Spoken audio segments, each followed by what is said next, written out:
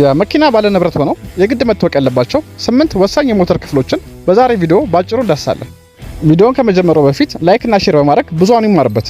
1.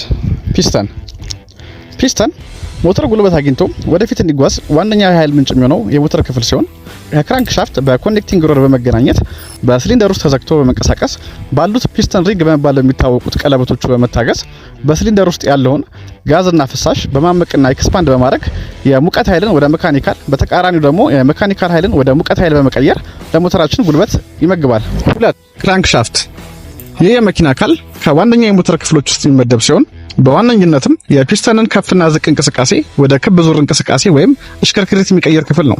በጣሊያንኛ ስሙም ኮሎ በመባል ይታወቃል። 3. ኮኔክቲንግ ሮድ ወይም ቤላ ይህ የተሽከርካሪ ክፍል በፒስተንና በክራንክ ሻፍት ወይም ኮሎ መካከል በመሆን የሚያገናኝ ዘንግ ሲሆን በሲሊንደራችን ውስጥ ፍንዳታ በሚፈጠርበት ጊዜ የሚገኘውን ኃይል በቀጥታ ለክራንክ ሻፍት ወይም ኮሎ የሚያስተላልፍ አገናኝ ዘንግ ነው። 4. ካምሻፍት ወይም አልብሮካም ይህ ክፍል ወጣ ገባ ያለው ቅርጽ ሲሆን ከክራንክ ሻፍት ወይም ኮሎ የሚገኘውን ኃይል በመጠቀም አሶችና አስገቢ ቫልቮችን ጊዜያቸውን ጠብቀው እንዲከፈቱ እና እንዲዘጉ ያደርጋል። በተጨማሪም የዘይትና የነዳጅ ፓምፖች እንዲሰሩ ይረዳል።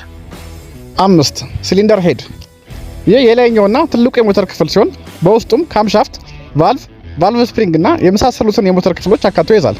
በጣሊያንኛ ስሙም ቴስታታ በመባል ይታወቃል። ይህን ማስተማሪያ ቪዲዮ ያዘጋጀላችሁ ላለፉት 5 ዓመታት ለደንበኞቹ ባሉበት በሞባይላቸው የተሽከርካሪያቸውን ደህንነት፣ አሁናዊ መገኛ፣ ቢያጁ ታሪክ፣ ነዳጅና እንዲሁም ስምሪትን መቋጠር የሚያስችለውን ቴክኖሎጂ አስመጥቶ በመቅጠም ላይ የሚገኘው ዳን ጂፒኤስ ነው። አሁን ደግሞ መንገድ ትራንስፖርት ለድንበር ተሻጋሪ ከባድ ተሽከርካሪዎች ለ2017 የሥራ ዘመን ብቃት ማረጋገጫ መስፈርት ብሎ ከደነገገው አንዱ በተሽከርካሪው ላይ ጂፒኤስ ማስገጠም እንደሆነ ይታወሳል። ይህንንም አገልግሎት በተመጣጣኝ ዋጋ እያቀረበ ስለሆነ ይጎብኙን።